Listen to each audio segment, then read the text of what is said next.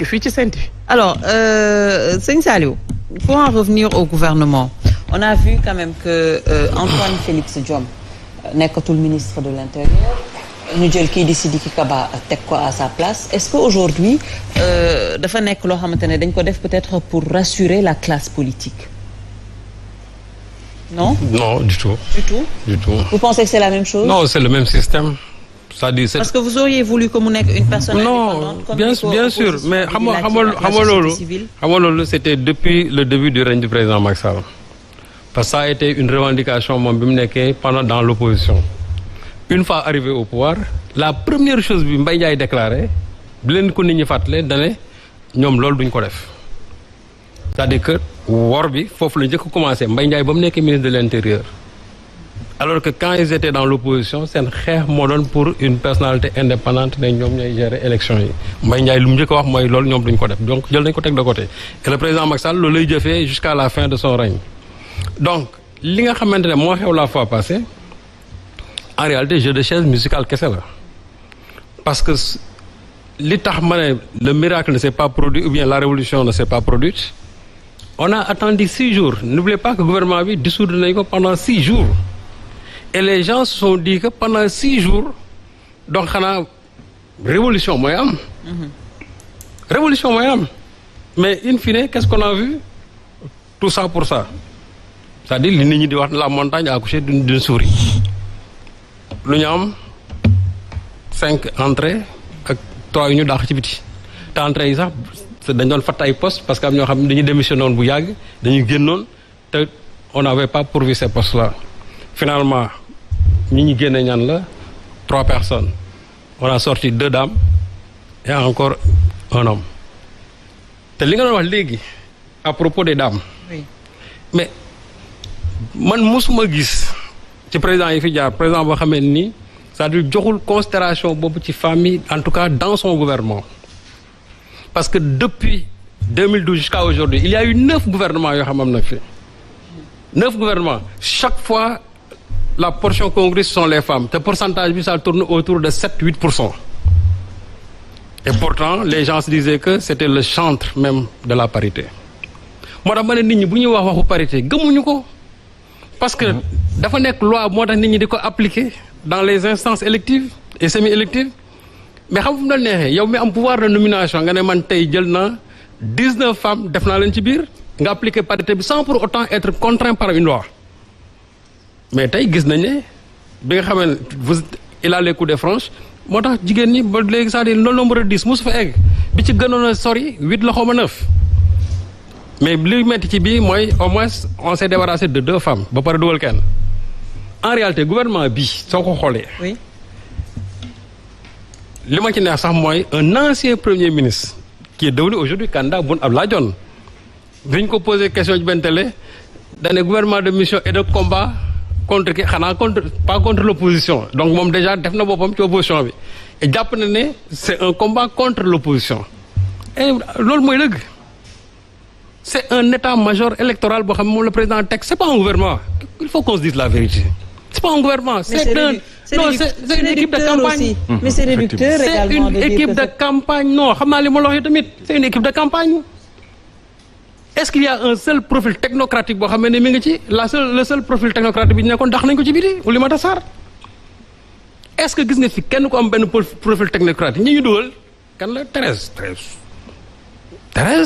c'est une politicienne c'est pas une technocrate c'est une politicienne c'est-à-dire ñi ñu dugal c'est des politiciens rek c'est des gens yoo xamante ni fi ñu toll nii ils vont préparer la campagne c'est tout du leneen.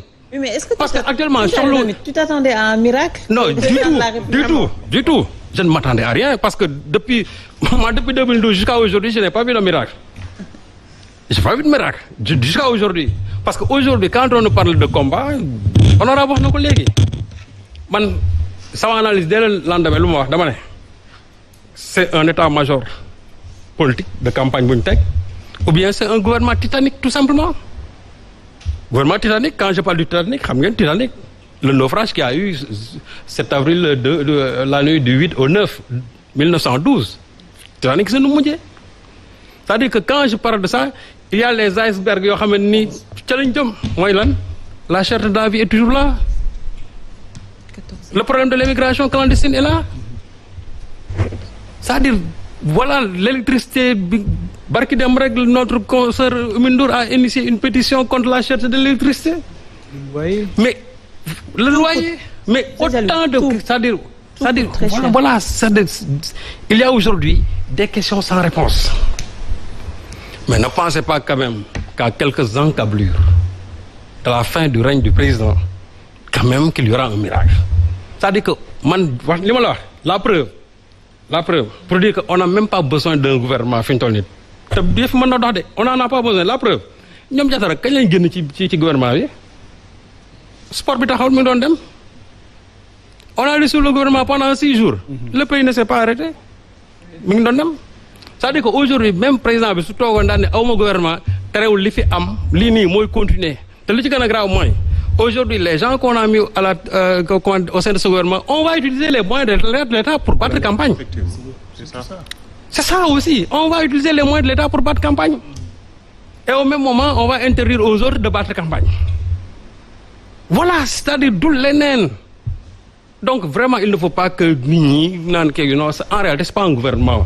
C'est une équipe de campagne qu'on a installée. Et aussi, vraiment, qui est prête aussi à en découdre avec ça. Maintenant, qui a dit moi aussi, comment ça? Non, quand même. Parce que tu ne peux pas être un premier ministre, tu n'as même pas le courage de démissionner pour tu vas utiliser toutefois la casquette de premier ministre pour l'an. Mais tu es un candidat, attention, ce n'est pas un président sortant. C'est un candidat, ce n'est pas un président sortant. Il ne faut pas se supplier au président de la République. Le président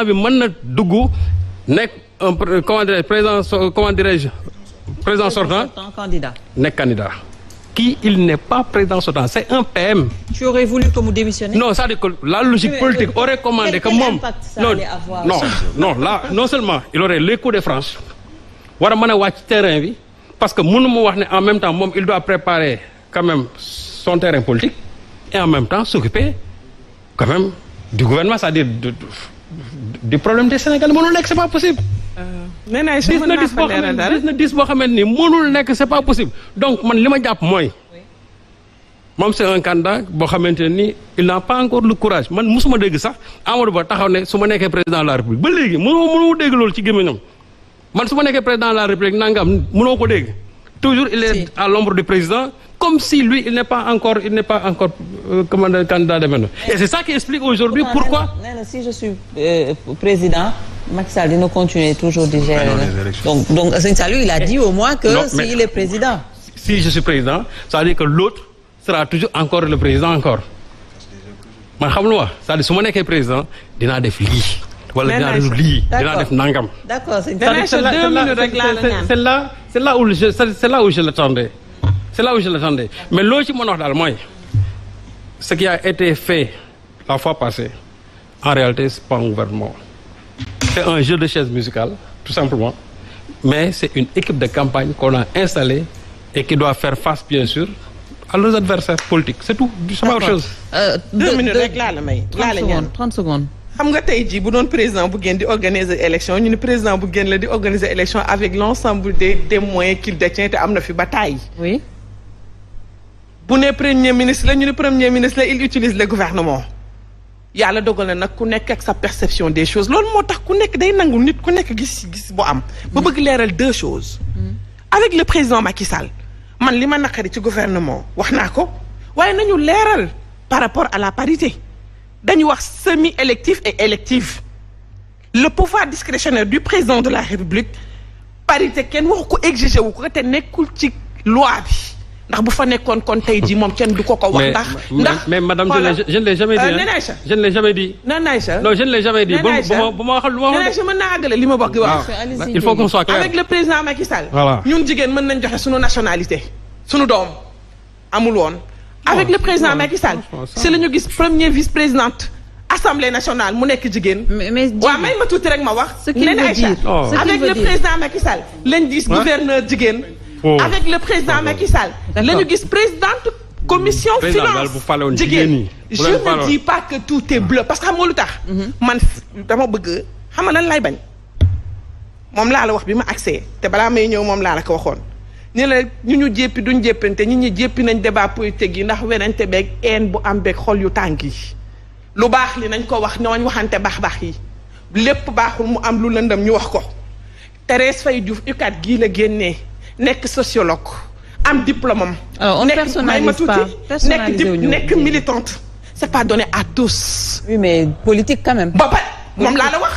tous les intellectuels ne peuvent pas être des politiques tous les politiques ne peuvent pas être des intellectuels. nañ leen nangul ngóore gu ñu am gu doy naka yor seen ay diplôme ba pare taxaw ni nag ils auront leur mot à dire. dans le fonctionnement de leur pays. très bien. nañu naan ndox. Moussa. te wàññi en bi baaxul Aliou. Est-ce qu'aujourd'hui, tu penses que ce qu'on est en train de vivre, muy cette vie chère, ces questions cruciales, yoo xamante ne peut-être war nañ ci taxaw, est-ce que tu penses que ce gouvernement qu'on a mis en place dina mën a taxaw loolu tam ci xeex boobu non maa ngi ñëwaat ci yow jéegi baax na maa ngi ñëw est-ce que tu penses que gouvernement bi ñu teg dina mën xeex yooyu